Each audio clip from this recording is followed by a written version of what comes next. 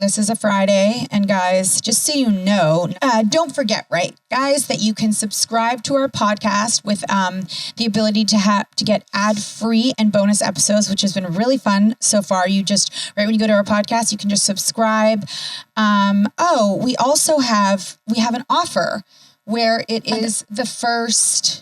I think 7 days or 2 weeks or there's a free... It's free for a little bit so you can try it. And if you don't like it, then you can unsubscribe to it. But the bonus episodes are going to be so much fun and they're going to be only for you. And you have to make sure that if you subscribe that you don't tell anybody what you heard there.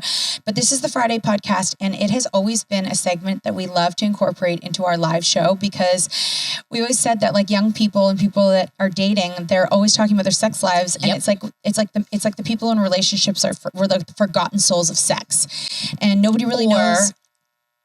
They didn't want to talk about it. You don't want to talk about it. And I would say that the most hilarious part about this is that one of the things that bonded us the most when we first started hanging out was the sex conversation. Okay. Also, here's what's weird. What? Okay. Riddle me this. I will try. The whole point of a wedding was to lose your virginity. So everyone comes together. Yeah. To maybe not. I don't know. I feel like the people that's why you had everyone knows you're going to have sex. Yeah. Basically, you're supposed to be a virgin. Yeah. Whoever made that up, and then go have sex at night, right? You get lingerie with your grandma sitting there, nipple tassels and shit. Whoa. I'm just saying, you get weird shit on this, all these gifts leading up to everyone's like, ooh, yeah, weird, and then you have to consummate the marriage. Weird. Yeah. Also, and then it's but then you never talk about it again. But you have a big party to go celebrate sex. And you're supposed to go do it, but then no one talks about it. And then you get pregnant, but talk about having you had sex, you get pregnant, and then everyone celebrates. Then you got sperm thrown up in your hooch cooch, and you are making a person. And then nobody talks about how sex lives after the first couple of years of a relationship absolutely change, except for us because we have sex experts and we talk about it. And so you're assuming that all the people that you're seeing that look so happy are just having this brilliant sex life. And then if yours is different or unique non-traditional or not that much, you feel like you're the only one. You don't want to talk about it because if you're talking about it loud, they'll be like, either you're weird or you guys definitely have a bad relationship. Or you ask for mom advice, right? So you're like, oh my gosh, my baby won't stop crying. I don't know what to do. Then you bring out your boobs and you can breastfeed and everyone's teaches how to put the nipple in the mouth and latch on and all the things. But what they don't know is your husband was on your nipple for years before the baby got on your nipple, but no one talks about how to teach the husband how to bite your nipple properly. You know what I mean? There's no class for nipple biting. Ever try breast milk? What? You heard me. Lots of men try it to see what it tastes like. Like mine? Yeah, yours. Yeah, yours. Well, yeah, no. Not mine. No, I don't think so either. Did you ever try it? No. I don't remember trying it either. Also, though, I heard it's sweet. I saw this thing. We have this really trash, since we don't get news anymore, but we get these trashy channels, okay? They're called they're stupid news channels. I can't even call them news channels, where they post stupid things. And I don't even know why we follow them, because I think they post us sometimes. They do. They're huge fans. After I just said all this stupid shit about them. Yeah. They posted someone who claims to be a sex therapist. Can I read you this? Yes, I want to hire this person. Not for myself, but for the podcast. She's not a real therapist. Okay, but I've heard about this elsewhere, by the way. Yeah, but this one is someone who just, the women are just sleep with my husband. She doesn't even, teach them what to do. Okay. It's quite weird, and she makes hundreds of thousands of dollars. So I'm you're an escort. Let's call it what it is. If you're not teaching them moves. That she doesn't, work more as a therapist in that the women aren't teaching him what it's how to be a better lover potentially. That's not what she says. I looked for that. She just gets him to ejaculate so that it gives the woman a night off. Exactly. I'm this is weird. I'm basically what the article was insinuating is you're hiring a prostitute or an escort. I mean, I was this is what are y'all? Because there are we have heard about therapists who can teach people how to be better lovers for each other, right? Exactly. And then you were telling me about this. Here she is. Woman says she's a sex therapist and sleeps with clients to save their marriages. Sex therapist, her name, says she takes a hands-on approach with her clients by sleeping with them. So then I went to go read the article. Okay, obviously, as you do. oh, they're like selling tickets. Like, I just want to see the actual article. Oh, maybe I have to like Google her name. What are they selling tickets to? I think for another person. Like, do you know what I mean? Like for like, While you're looking that up, remember you told me that there was a woman therapist who will have sex with... Or no, a sex class. But then you said she'll actually have sex with him. Uh-huh. Or teach them what to do, moves. Okay, here we go. I'm a sex therapist. And Is this her website? It's a New York Post. And I sleep with clients to save their marriages. I've saved, she's from Boise, Idaho. And also New York Post is reals, right? What's real? I get physically involved with the majority of the people I see. I think that's part of the appeal. The veteran sex worker who has spent 15 years in the industry claims that women have asked her to demo sex acts on their husbands, while some wives grant their eager husbands a hall pass to pay Bentley a visit. Some ladies say, I don't always want to be involved in this, but I know who you are. I want to approve of you, and I'm going to let him come and see you. The 46-year-old has earned a whopping $500,000 per year for her services. Outside the bedroom, Bentley sees 10 clients per week, supports her customers emotionally, and gives them tips for maintaining a healthy sex life, and consequently, their marriage. So it's actually not marriage therapy. Sex tips. I mean, it seems like that could definitely be a useful service. Does she live in Boise? Does she travel? And what does she look like? She lacks counseling qualifications. Okay. And she obtained much of her X-rated tricks while working at Nevada's Moonlight Bunny Ranch. Wow. A legal brothel. Wow. That's where, Lamar Odom OD'd. Yep. I know. So she knows there's a lot of sexless relationships, and she's happy to bring in the sex. Good for her for starting her own career. Do we have a photo of her? Could I have a peek? So basically, it's a free hall pass. Yeah. But she also works with them.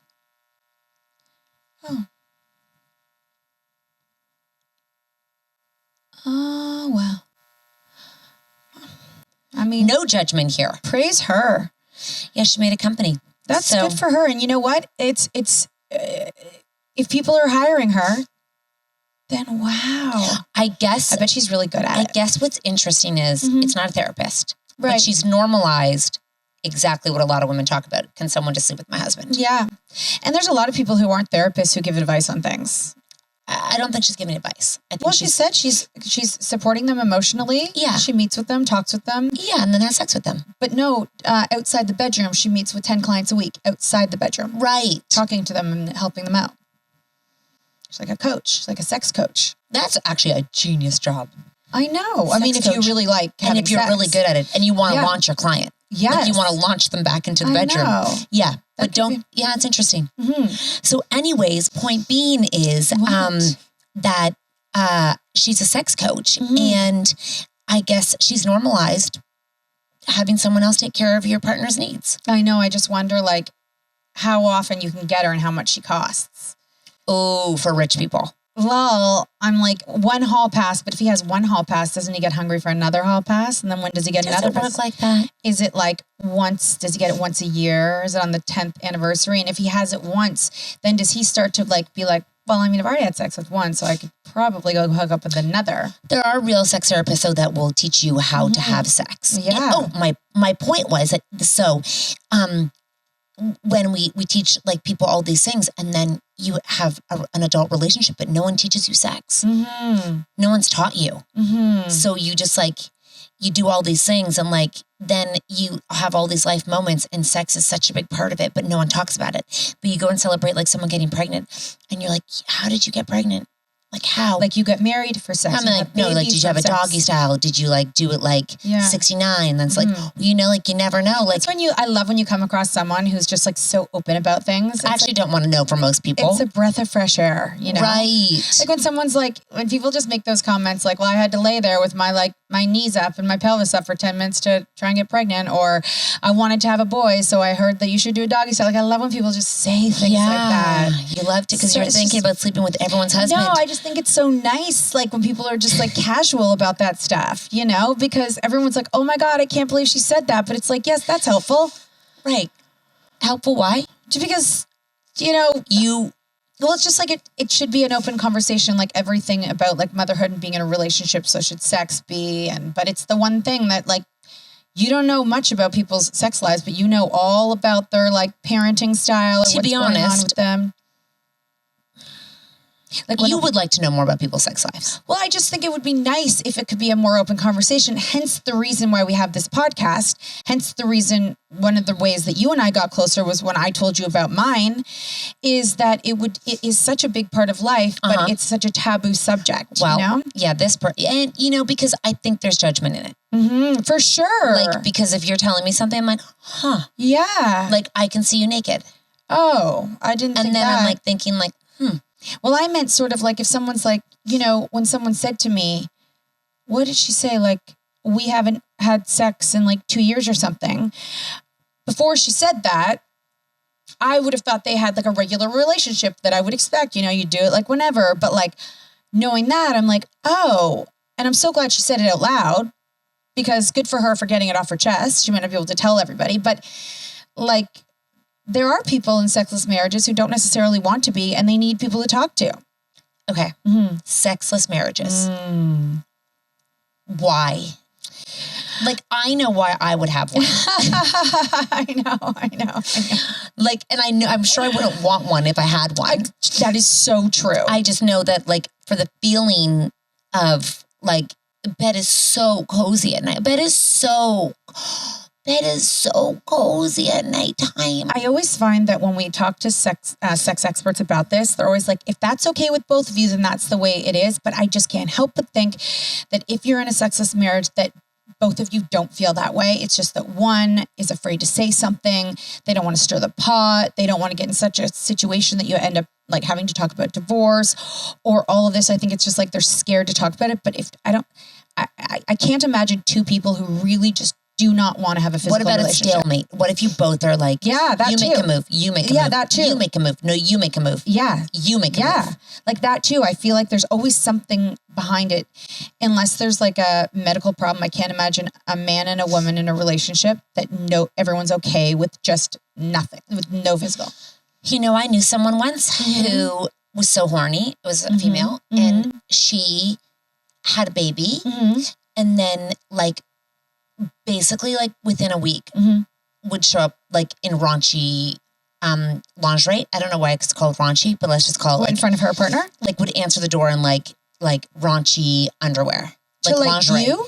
Not to me, to her partner. Oh, okay. Like, and he after she had the baby. Fuck again. Like he was hoping it would calm down, and she was like raunchilicious. Like she's like, I will go raunchy. I'm even hornier now that I had a kid. Yeah. Can you imagine you answer the door in raunchy? It means you have no moments to even like, it's go time. What would your husband do if you answer the door? So excited. It's like a permit, like instant like the erection. Kids are at the dinner table and you're like answering, I mean, where are the kids? They're there. Oh.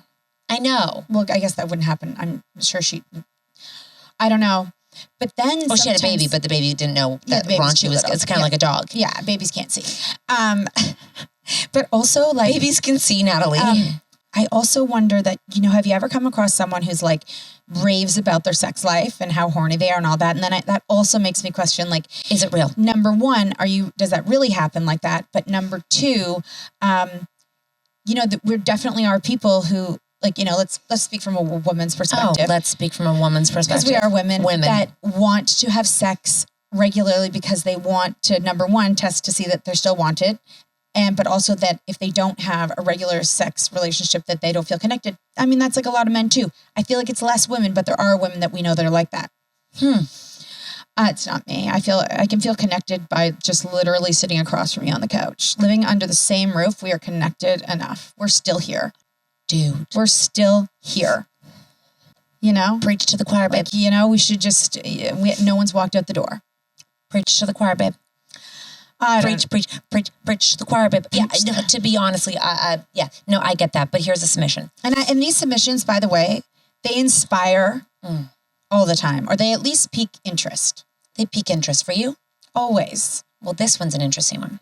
Hubs and I, pre-kids, used to use knives in bed.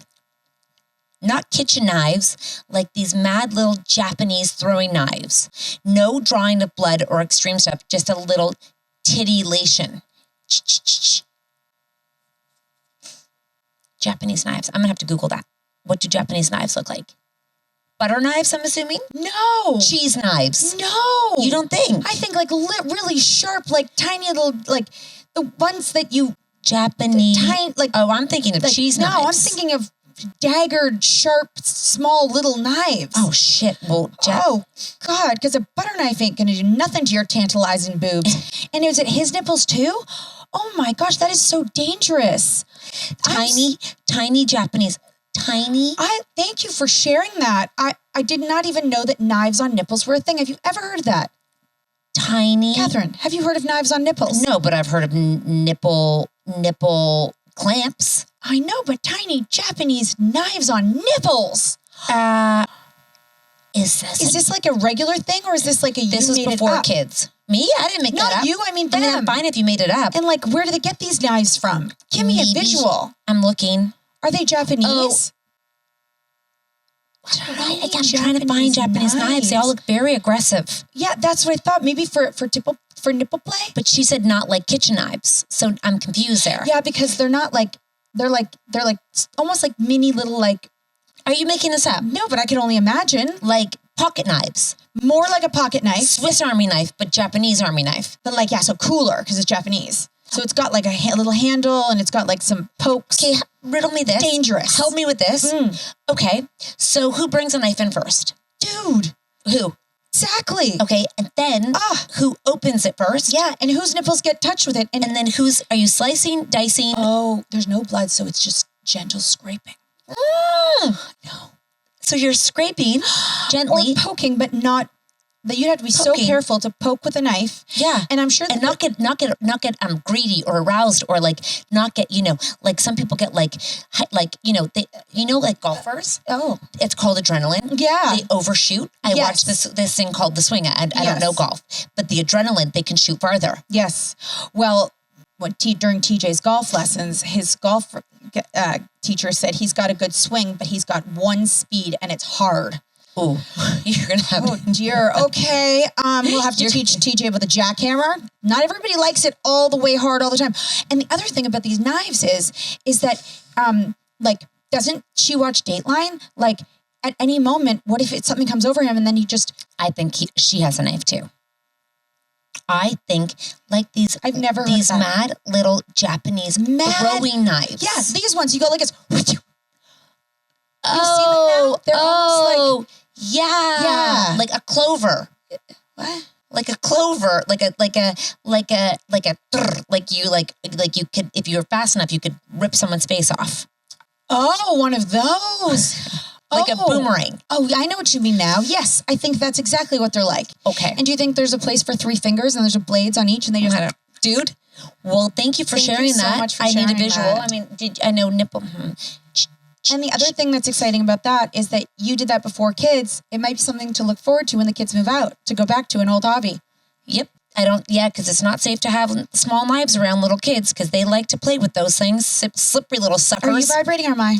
It was me. Okay. It was She has her vibrator on. Sorry, guys. When we do the sex podcast, she's always vibrating. Okay, so yeah, that was. Okay, that was juice, a rama. I'm really thankful that I just never heard of that, Every time you guys share, we learn something new, we're inspired, or you make someone else feel normal. What's the weirdest thing that you could bring into the bedroom? Well, I swear one time you told me that you worked with wax. No. I know, it's so weird. I can remember it's and handcuffs. No wax. Furry ones. Yeah, I've had those. We've both had those. But I feel like it was like before you knew me. No, we've had them. No, I know we've had them. Yeah, no, You never did wax. Dripping wax on the body. Fuck no. I wonder who did that. I mean, my daughter did it to your son. That's very true. That's a true story. What's the weirdest thing I've ever used? Yeah. No, what's the weirdest thing you could use? Oh. I would say because my life is long and I'd like to consider myself open-minded, I really can't even answer that I have anything off limits at this point. I do. You know this. Role play. Right. I am not, But he walks in. No. Here we go again. She does this to me. No, he's he's got soot on his face because he just fought a fire. He saved 40 bodies. No. Children and That's puppies. not real. But it's fake. No. And then he just smells a little bit like fire. No. And it's him. What do you go rolling soot? Oh yeah. No, I did his makeup for him. No. You know what the problem is? That's, oh my God. I don't like, Acting. No. Theater. I know, there's people like So you. when Hassan doesn't either. So when you walk in, You're pretending and acting. It's weird. I'm laughing at you. Okay. You're a loser. I think Not your husband's or your things, but like, in your opinion. I'm like, you went and got a costume. Then you put it on and got a boner for a cheap polyester costume. And then you knock on my door and you're someone else. And I know you're not someone else. What if he's role playing kind of for him? Like it turns him on. It's his dream to be your firefighter. I'm not your girl. No, not your girl. I'm not your girl. I'm not your girl. I'm not your girl. Also, it's kind of weird. Like, it's like, you're not tricking me. Like, you'd almost have to have like a mask on. Like, I know it's you and I know you're not a fireman. I think I could role play before I could watch Mark role play. Yeah, you could definitely. I just couldn't laugh. That would be the hard part. You could role play all day long. Actually, that should be your genre. Oh my God. No, I don't know this is true yet. I feel like you could put a wig on and I think you should give it a go. I could be, just this I'm not sure he would get into it, but I think if it's anything to do with the Punan, if I know what you've told me thus far, I feel like he'd be down for, mix it up. Why not? You know what? You should dye your bush red. We have to bleach it first because it's black. You should totally and then bleach it and then do it red. Let's dye That's a lot of work. See if he notices. Oh. Let's make you a ginger down there. Oh, God. We have to bleach it first. So? That could hurt. No. It happens. There's pubic hair, dyeing pubic hair. You can dye pubic hair. Well, I know, but like I have to get rid of the black because red won't show up on top of black. Auburn. We'll make you auburn. Oh. Like auburn. Like a tinted red. Highlights. Frosted tips. Let's frost your pubes. I'll do it. I got to grow it first. I think you should get into role playing. I really do. Could that be fun for you? I don't know. I guess maybe it would get me in you the like mood. to laugh. Yeah, but it's not supposed to be funny, Catherine. But you laugh all the time in sex. I know. Yeah, so just embrace it. What should I dress up as? Okay, let's do this. Maybe like a saloon girl. Okay, what does she wear? They've got the puffy shirts that your boobs just kind of sit in. Is it plaid? No. Oh. It's like, it's almost like a lederhosen. Yeah, little. Lederhosen. And little cap sleeves? Cap sleeves. Yes. And you're like a tight corset. Yeah. And so your boobs sit on the corset. Okay. And kind of see through. Ugh. And cowboy boots. Oh my God, my boobs pushed up with a corset and no bra would look so bad. Really? Yes, they would not look like yours. How do you role play? They would just Playboy bunny. Okay, no, I was thinking two. I have two options. Okay. Number one, this past weekend I was wearing a bathing suit that her husband said that I looked like Andre the Giant in because it was one-sided. And it was black. I don't know if you guys know Andre the Giant as a wrestler. You can Google it if you don't know, but he had a one-sided black costume. And so you'd be that, a wrestler. I could do that, but then your son told me to really be like him, like that boob would have to hang out. My son told you you're... Yeah, because Andre's one boob comes out. So. Oh, leave it to Max to tell you. Yeah, and then the other thing is, do you remember we did the Late Night Live and I wore the Britney Spears red plastic outfit? Did he love that? No, he never wore it for him. I took it off before I got upstairs. That would be trick. Just think about this. You put it on, it's not coming off. You have to cut a hole. He would rip the crotch area open like an animal with a little Japanese you knife. got to get him on board. Oh, I think he's going to be on board. Okay, so if I tell him rip my crotch open and have sex with me, oh yes, that is happening. You think he's ripping it? Do you think I should give him a tiny Japanese knife to open it? Just be very careful of your clitoris. I know. You have very thin lips. I know. It could just be cut right off, you know? I mean, I'll never role play and I would be disgusted, but I think you should take it up. I think your husband would be really fun at it. I'm still picturing him walking up the stairs, getting dirt on the stairs. Muddy boots. I'm not. He doesn't even care about mud. You know what the weird thing is that it ends. Yeah. And then you have mud everywhere and you have soot on your face and you look like a loser. Every time people do any like sex, like dress up or sex swings or then it all ends. this stuff. And then you're looking around, you're both kind of tired. Now you got to clean up the shit. Yeah, no, And then and then I know a lot of people film it. And then I'm like, and then you just stop the camera when it's like, and then you start the whole thing. Socks, everything is very weird to me. And what's crazy is a lot of sex experts are like, film yourself. It's like, that's exactly what we tell our children never to do. Even the last one we had on, film it. I love having sex with my husband. I think that's a bad idea. Have we not learned since we were in high school? Don't let anyone film. They will turn it. Kim Kardashian, like they're going to turn it against you. Worked out for her, but probably not for housewives. And also, her kids aren't old enough to understand the cloud. Yeah. Yes. Like once your kids have your phone, yeah. It's like, and they just take it. Mm-hmm. Like there's no like boundaries. No. Like they don't know why they can't take it. And then you're telling them not to do it. And then you're, like making noise. I don't know. I mean, maybe I'm a prude. I don't know. I guess the best way to do it is be like what Jenny McCarthy said and actually have a sex room. You could do it in your garage. Actually have a sex room. And you think I need the right temperature to like I'm sure everything's perfect. And then you don't have to clean it up because like you have a cleaner that cleans it up. So you never have to worry about the mess left behind. I think I'm an overthinker. Yeah, I know. You just have to, we're going to have to figure out drugs. Okay. Although I don't love them. Me neither. They last too long. I know. Then it's the right dose. Everyone is having so much fun with drugs and we're just left out of it. I know, it really is. I'm in a dry spell, sex funk, with my husband. It's been months. Yeah. We just kind of talked about this. I mean, if you're into role playing, I would never, but you could give it a go. And that's the end of that? Yeah. A dry spell. I mean, I think that if it's... How do I reignite the fire? I think it would be... I think that if you feel like you're having a dry spell and like I'm assuming maybe you guys haven't talked about it, but even acknowledging it and saying it, and maybe he'd be like, oh, I didn't even realize that you felt that way. Or maybe you'd be like, I didn't even know you felt that way. Like even just opening up a conversation that you don't want it to be dry might ignite a conversation about making a date. I also...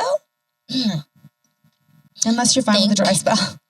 That, number one, why are you in a dry spell? Is he in a dry spell? Yeah. Or are you both in a dry spell? Yeah. Which you just kind of said. Mm-hmm. And if you're in a dry spell, like the dry spell will just keep drying.